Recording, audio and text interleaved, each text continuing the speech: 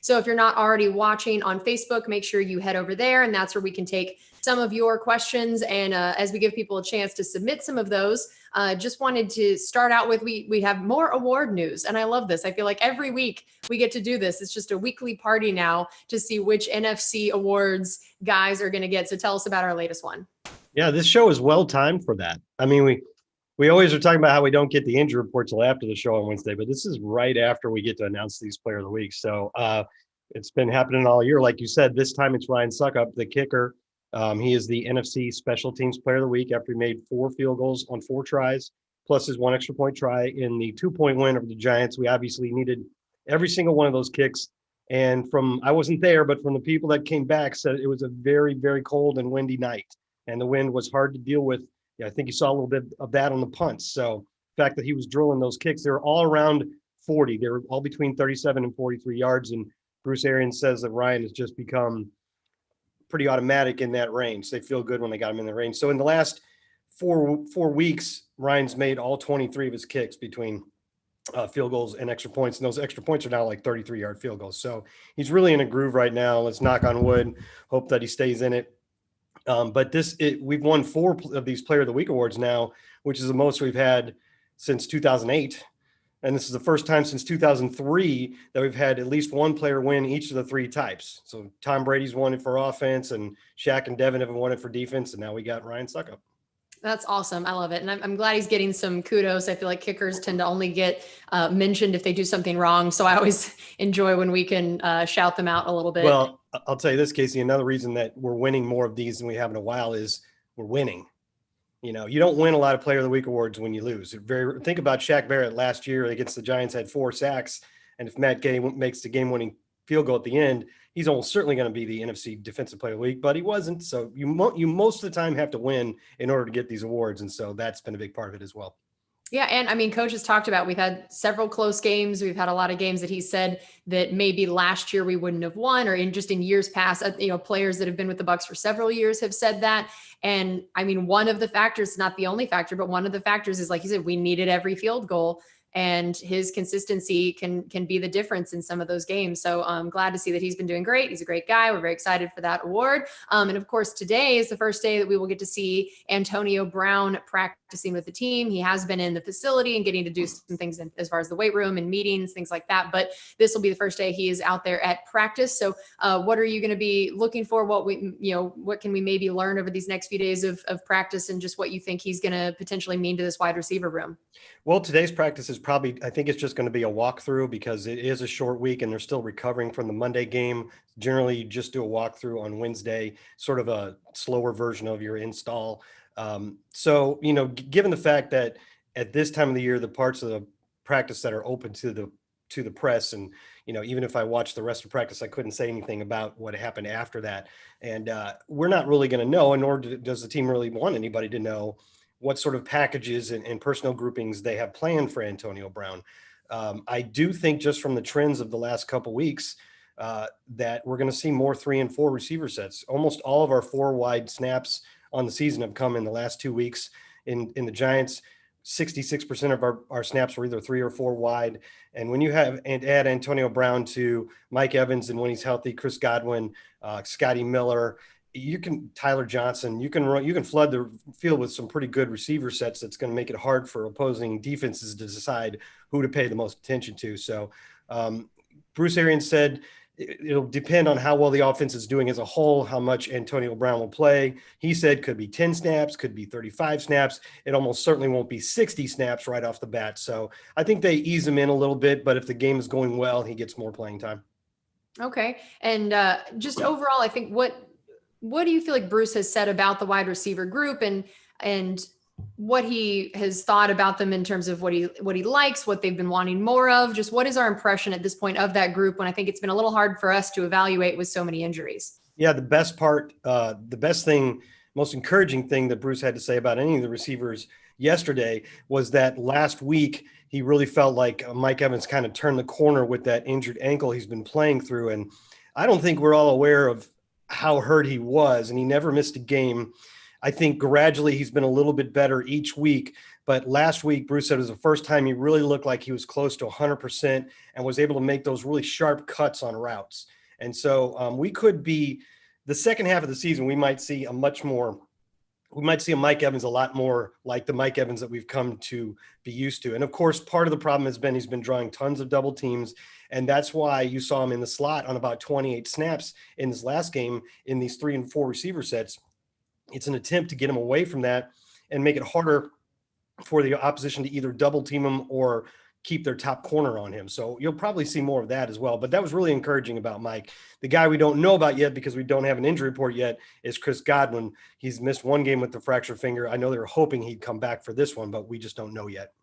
Okay. All right. We have some questions here on Facebook. Sean asked, mid-season predictions, who do you think is closer to the award? Tom Brady to MVP or Devin White to Defensive Player of the Year?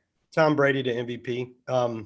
I would say he's probably in the top 4, along with they're all quarterbacks, along with Russell Wilson, Aaron Rodgers, and of course Patrick Mahomes. I'd say it's those. If you took those 4 against the field, you'd have a pretty good chance of winning it.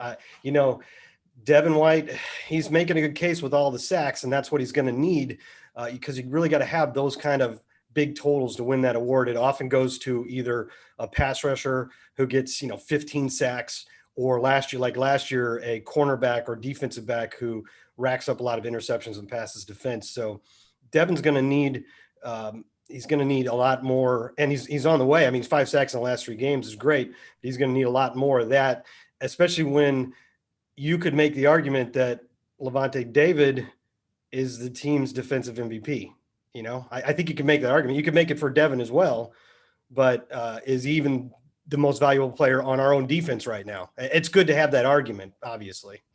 Yeah, it's a good problem to have when we're asking that. Okay, we had both Shanisha and Richard and some other people asking about Antoine Winfield Jr. and just how impressed you've been with his play, and including especially that 2-point conversion defense. Yeah, it's just another example of, when they say he's playing like a veteran, a lot of that has to do with just his recognition that like he's not making rookie mistakes. He's figuring things out like he's been in the NFL for a long time. And just think about that play. How many times have you seen that play where the running back releases and runs that little flat route around the goal line? It works all the time. It's very hard to defend.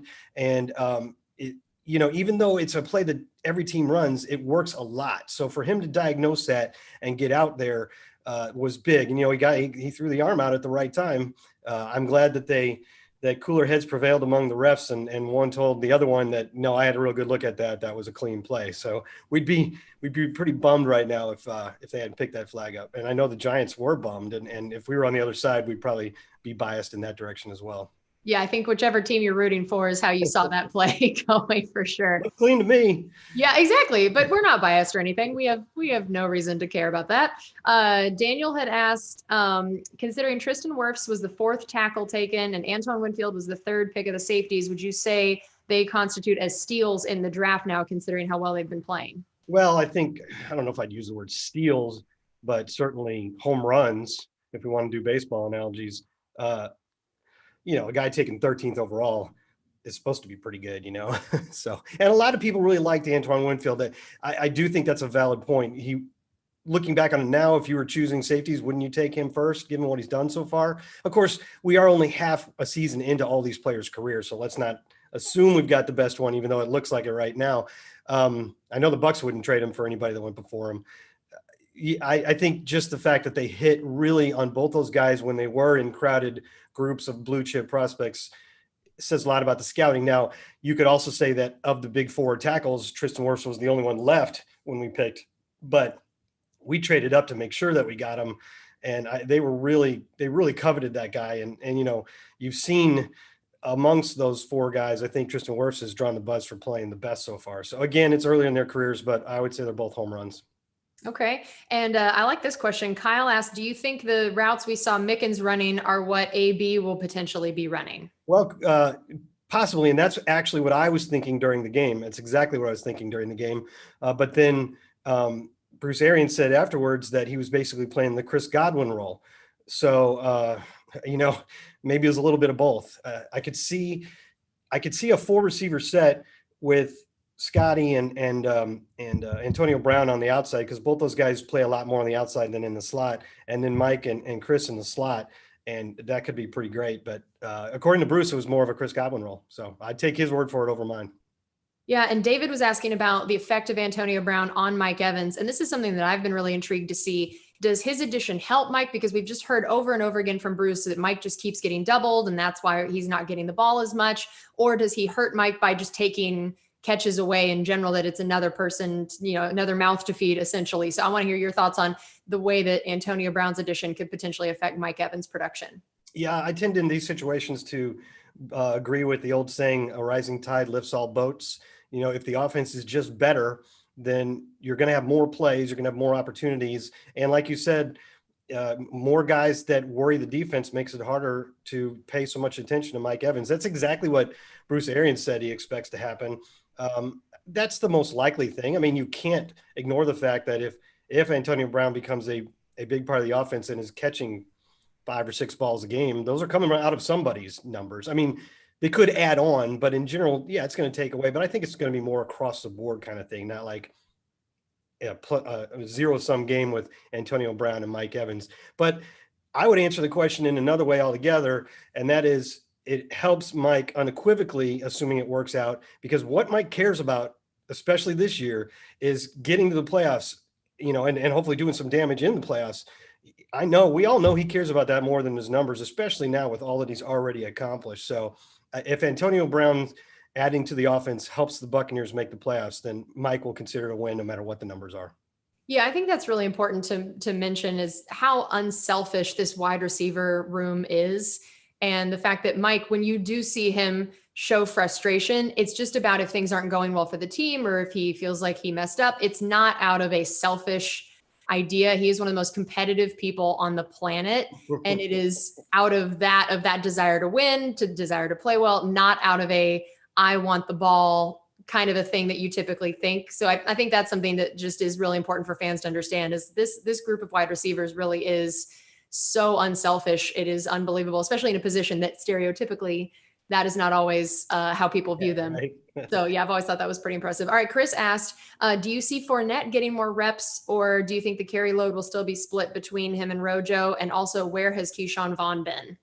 Well, to start at the end there, I just don't think that there's opportunities right now for Keyshawn now that Leonard Fournette is healthy again. I mean, maybe if the running game had been more effective, like at the end of the win over Green Bay, because we were running a lot and it had been effective, Keyshawn got a bunch of carries in the fourth quarter and ended up with 42 yards. If we'd have pulled away in that game against the Giants and been running the ball all in the fourth quarter, there might have been some chances for Keyshawn. But right now, with them wanting to get the ball to both Ronald Jones and Leonard Fournette, there's just not really enough to go around. I mean, LaShawn McCoy hasn't even played a snap in the last 2 games.